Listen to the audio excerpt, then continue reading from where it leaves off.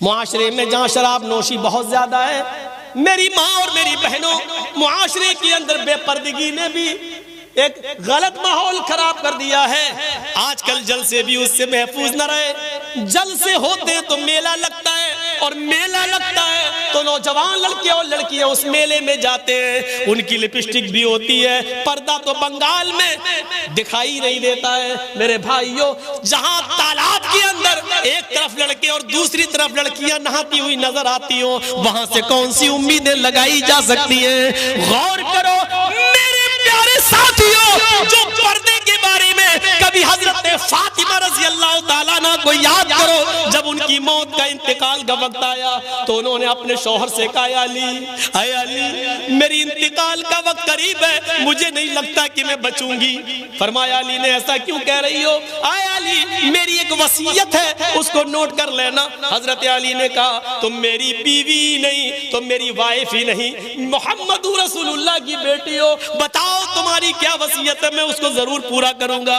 कहने लगी फातिमा, आए अली जब मेरा इंतकाल हो जाए, जब मैं इस दुनिया से रुखसत हो जाऊं, जब मैं इस दुनिया से चली जाऊं, तो मेरे जनाजे को, मेरी लाश को कफन से ढांक देना। सफेद रंग का कफन जब मेरी लाश पर चढ़ाओ तो मेरी लाश को मेरी चारपाई पर बिठाकर जब कब्रिस्तान की तरफ लेकर जाओ तो आए अली रात के अंधेरे में ले जाना, ईशा की नमाज के बाद मुझे कब्र में दफनाना, दिन के उजाले में दफन न करना।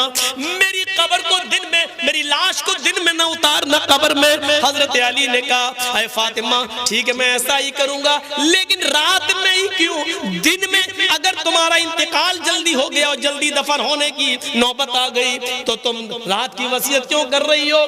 दिन में क्यों ना दफन करूं, रात में क्यों दफन करूं? तो हजरत फातिमा का जवाब ये था, मेरी माओ इस जवाब को सुनो, मेरी बहनों इस जवाब को सुनो, और मेरी कौम की बेटियों इस जवाब को सुनो, और अपने आप पर मातम करो। आज जो तुम नंगा नाच नाच रही हो, हजरत फातिमा ने कहा, आए अली मैं नहीं चाहती हूं कि मेरे मरने के बाद मुझे जो कफन पहनाया जाए, मैं नहीं चाहती हूं कि मेरी लाश को जब चारपाई पे उठा के जनाजा आगे बढ़ाया जाए, तो मैं नहीं चाहती हूं कि गैर मर्दों की नजर मेरे मुर्दा जिस्म पर पड़े हुए कफन पर भी पड़े।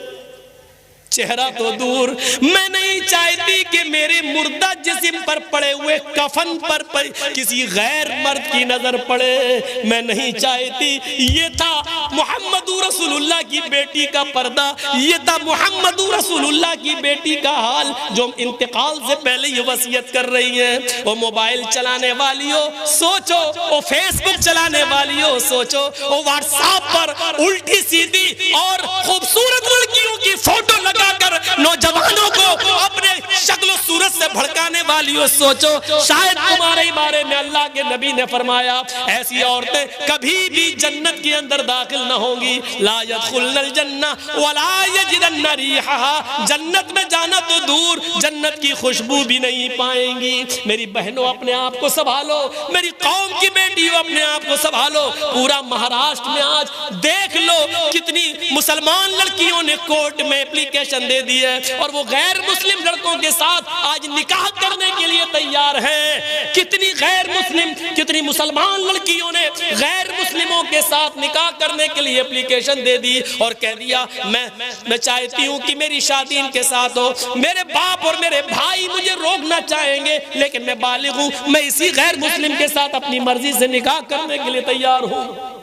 ये इसी बेपर्दगी का हाल है, ये इसी कॉलेज और यूनिवर्सिटी में लड़कों के साथ को एजुकेशन लेने का नतीजा है। मेरी बहनों अपने आप को बचाओ, मेरी कौम की बेटियों, बहुत बड़ी साजिश इस सियासी हुकूमत दो, इस मौजूदा दौर की हुकूमत में तुम्हारे खिलाफ रची जा रही है। कॉलेजों में, स्कूलों में लड़कों को जगह, मुस्लिम लड़कों को पढ़ने के लिए वैकेंसी नहीं दी जा रही है, कहा जा रहा जगह फुल हो गई, और लड़कियों को जगह दी जा रही है और कहा जा रहा है कि लड़कियों के लिए जगह मौजूद है, लड़कियों के लिए इतना कोटा मौजूद है। वो जानते हैं कि जब लड़कियां मुसलमानों की हमारे कॉलेज में और स्कूलों में आएंगी और हमारे हिंदू और गैर मुस्लिम लड़कों के साथ बैठकर जब पढ़ेंगी, तो जाहिर है कि आग और पेट्रोल एक जगह रह ही नहीं सकता है, मोहब्बत और इश्क की आग लगेगी, और फिर ये हमारे भाई, हमारे बेटे इन लड़कियों को अपनी बहू बनाकर लाएंगे और फिर इनसे गैर मुस्लिम बच्चे पैदा होंगे।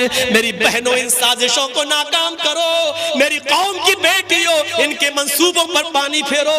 मोहम्मद रसूलुल्लाह की शरीयत पर आंच ना आने दो। मोहम्मद रसूलुल्लाह की शरीयत को बचाओ, आज के इस दौर में बचाओ। अगर इस्लाम के अंदर हाथ जोड़ना जायज होता तो मेरी कौम की बेटियों में तुम्हारे हाथ जोड़ लेता। अगर इस्लाम के अंदर भीख मांगना जायज होता तो मैं अपना दामन फैलाकर तुमसे भीख मांग लेता।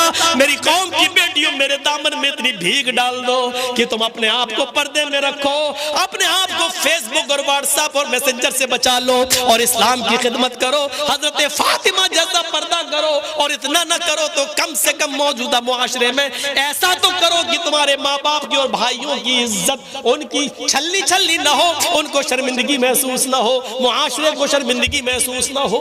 इतना तो कम से कम करिए। 10:30 से 12:30 हो चुके हैं, 2 घंटे काफ़ी है। मुझे अभी कलकत्ता निकलना है। मेरी कल कलकत्ता से लखनऊ के लिए फ़्लाइट भी है, जाना भी है। मेरे भाइयों, दुआओं में याद रखिएगा, ज़िंदगी रही तो फिर कभी आपसे मुलाकात होगी। हम अल्लाह से दुआ करते हैं, अल्लाह हमें शिर्क से बचा ले। अल्लाह हमें माँ बाप की खिदमत करने की तौफीक अता फरमा, 5 वक्त की नमाज का पाबंद बना ले, शराब नोशी से हमारे मुआशरे को पाक व साफ रखते, और आए अल्लाह हमारी माँ बहनों को पर्दे की तौफीक अता फरमा। जब तक तो हमें जिंदा रख, इस्लाम पर जिंदा रखना, और जब हमारा खात्मा हो तो ईमान पर हमारा खात्मा फरमाना। वमा अलैना इल्लल बलागुल मुबीन व आखिरु दअवाना अनिल हम्दुलिल्लाहि रब्बिल आलमीन। अस्सलामु अलैकुम व रहमतुल्लाहि व बरकातुहू।